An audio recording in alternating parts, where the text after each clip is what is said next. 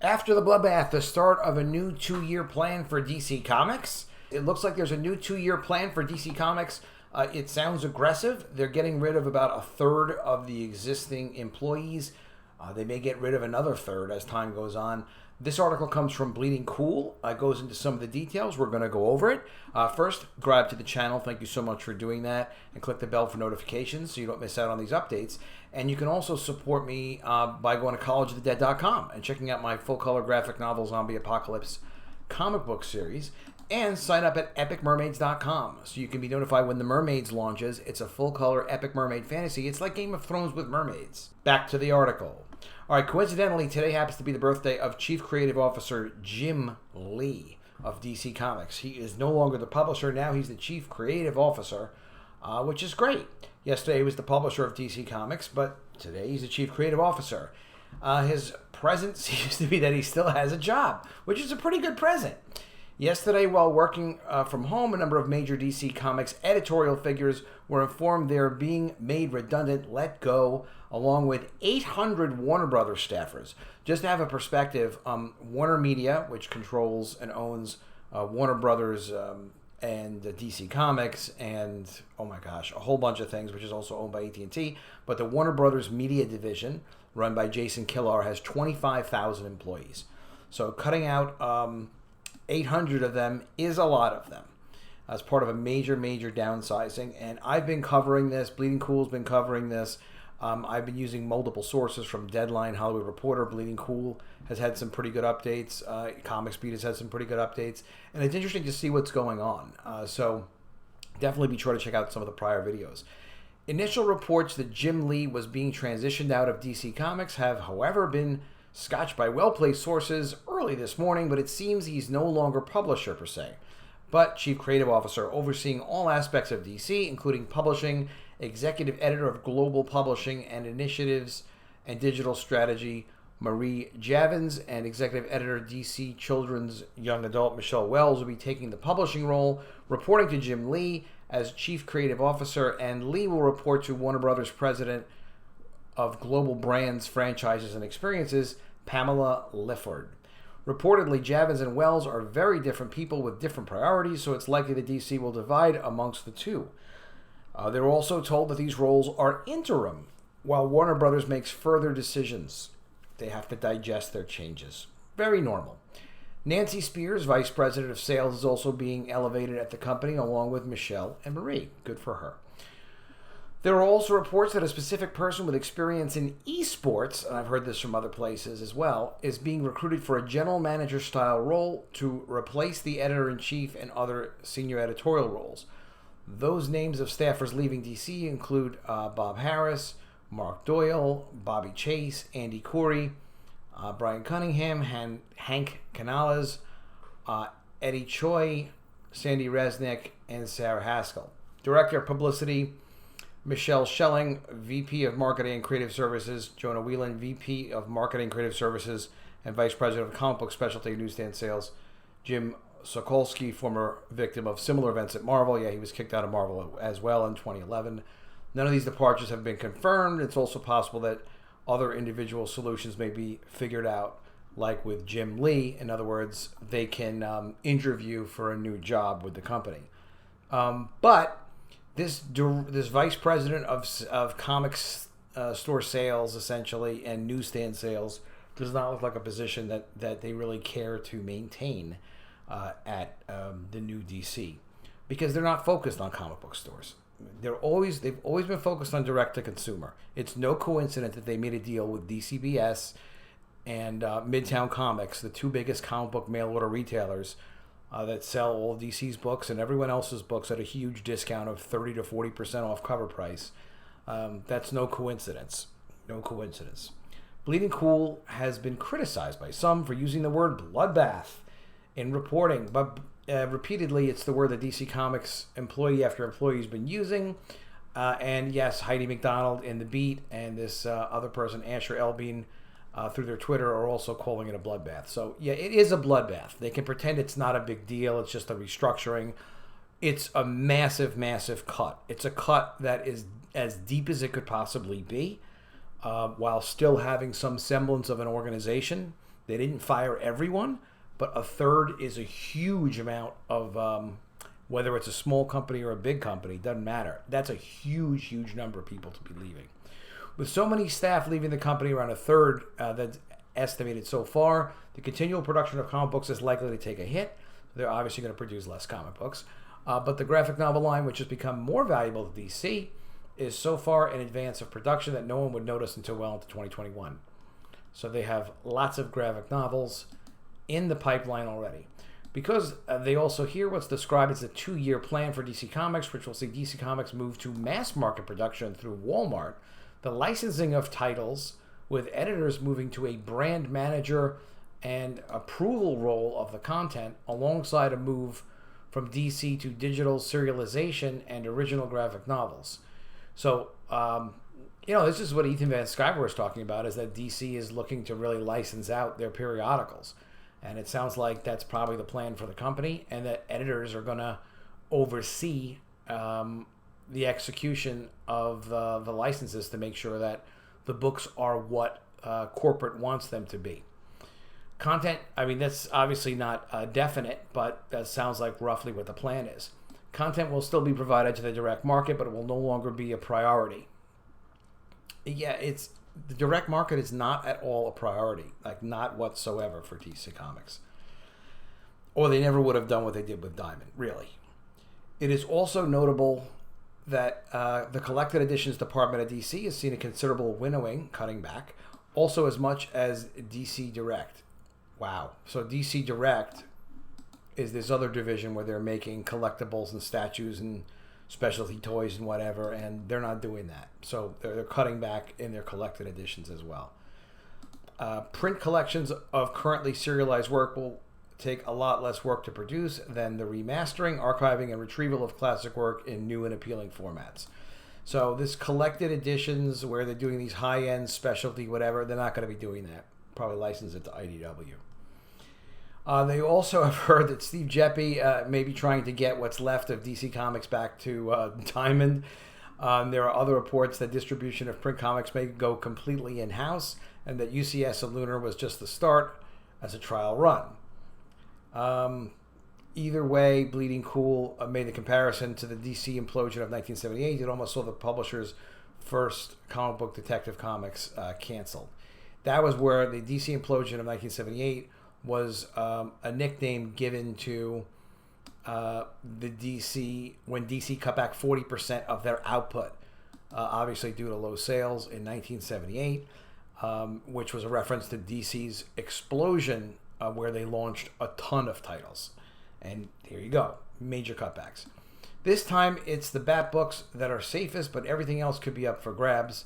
However, it's been pointed out repeatedly that a better comparison may be to the Marvolution episode of 1995 that saw Marvel Comics take their distribution in-house and increase their line significantly, and the Marvelcution that followed 4 days into 1996, which saw Marvel return to Diamond, many editors fired, and the rapidly reduced line. It took until Dan Buckley arrived in 2003 to start and turn Marvel back around. Well, as far as turning DC around, Warner Media is not interested in the print comic book business. They're not even interested in the graphic novel business. It's really, really a very nominal number, and it's a big hassle to manage the production of all these comics. And even though it's just a small thing and it sort of runs itself, and maybe it's plus 100 million at the end of the year or minus 100 million at the end of the year, and it's not that big a deal. What it is it's a distraction to the Warner Media management team. They're trying to create a direct-to-consumer version of media. So they're trying to change, and this is what Jason Keller is all about, their CEO at Warner Media. They're trying to create as much of direct-to-consumer delivery as they possibly can. So think of a streaming service, but think of that mentality of the streaming service expanded throughout everything it is that they do, because they want to control the customer experience. And you can't do that when you sell a comic and it's then redistributed and resold and repackaged. And you can't capture all the potential revenue when it's not direct to consumer. But it's also worth reminding folk that this event does happen periodically. It does happen periodically, but this time it's incredibly different because it's not a matter of losing money. It's a matter of, and that money being significant. So an investor is concerned, oh, we're not getting enough back on our investment. In the past, it was about that. Now it's about, like, we need to change the nature of old legacy media, which are things like relying on movie theaters, relying on broadcast television networks, relying on printed magazines, printed comic books, even printed books. They don't want that. They don't want that. They don't need that. Technology doesn't... It used to be that technology required the structure of legacy media. There was no way that you could get a Batman movie and pay $30 to watch a Batman movie through your streaming service. Well, you can now. Not just because of HBO Max, but because of other outlets. Universal just did $100 million plus and kept 80% of it through their offering of Trolls 2 a few months ago. So if Trolls 2 could do $100 million, how much could a Batman movie do? So why in God's name do they need this whole structure that's focused on producing old legacy media stuff, when that stuff that's not core competency with respect to what their goal is, their main priority for existing, direct to consumer in a scalable international platform? Like, why would they do it? They won't. And that's what these layoffs are about. All right, as they end their article, what this is not is the closure of DC Comics, a major change. Absolutely, the comic book market is going to get another hit at a time. No, there is no more comic book market with respect to comic book stores. It doesn't exist. Stores still exist.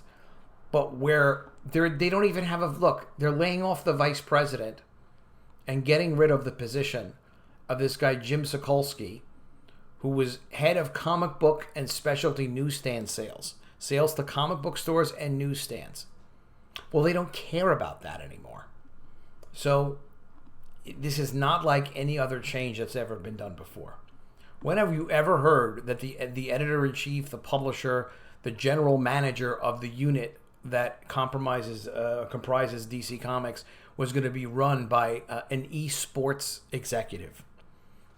Never. So they're obviously, with their esports guy coming in, they're looking to create massive experience with the characters that would probably be similar to esports, obviously, because that's what the guy knows how to do.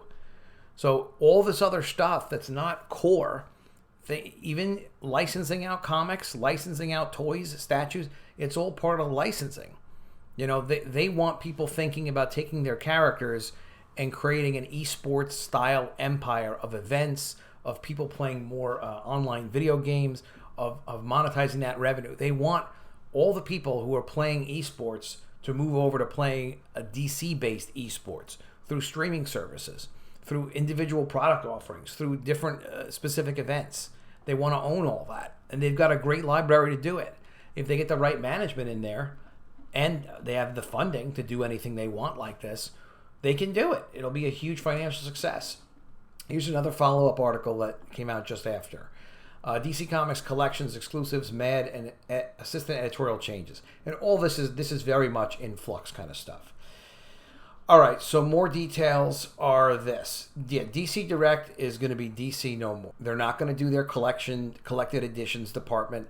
Not that they're not going to have graphic novels. They're just not going to do high-end formats where they rescan content and they manage and market all that. They're not doing that. They'll license it out to somebody else to do. They're not interested in that anymore. It's not high margin enough. It's not scalable enough. It doesn't build character equity. Not the way that they're looking to do that. They're not going to get millions of people interested in it. They're not going to be able to remarket that same service to Pakistan and Taiwan and every other market in the world that they want to sell stuff to. They want their core competencies. They want all the management's capabilities and focus to be trying to build something that's huge, truly scalable into something unique and can generate a ton of profit for them that has real value in new media, not legacy media.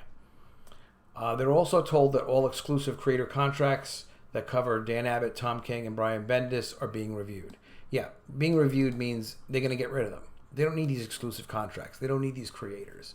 These are not the creators. They're going to create the brand equity that's going to be extended to their esports style platform. You get what I'm talking about? DC Collected Editions have lost their two most senior people. Yeah. Scott Nybacken, senior editor of Collected Editions, who's been at DC for over 20 years after working on the Comics Journal, which has been around since the 1970s, the Comics Journal. And Jeb Woodward, production manager at DC Comics, who also worked there for 14 years. Out. Anyone with executive assistant position to an executive who's been let go has now also been let go. None have been reassigned. This sends a message, right? So if you let go Jim Lee, if you let go Scott Nybacken, if you let go Jeb Woodard, and you let go Bob Harris, they're not going to have executive assistants. Those are the first people that you get rid of their executive assistants. Part of this is sending a message to the organization. It's not to scare people as much as it is to say, listen, we need something new now. That old role is gone. So don't be comfortable. Do your own work. You don't need executive assistants. You need to either get out because you've been laid off, or you need to, if you're being kept, reinvent yourself the way Jim Lee is doing. Jim Lee is the example for what everybody should be following, whoever's left. As Bleeding Cool previously reported, DC Comics title count is to be reduced, of course, of both monthly collections and monthly books and collections. While a relatively few number of editors have gone, almost all assistant editors and associate editors have retained their jobs and may see promotions.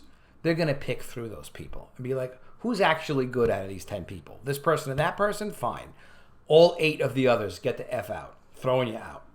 You know they're going to do that.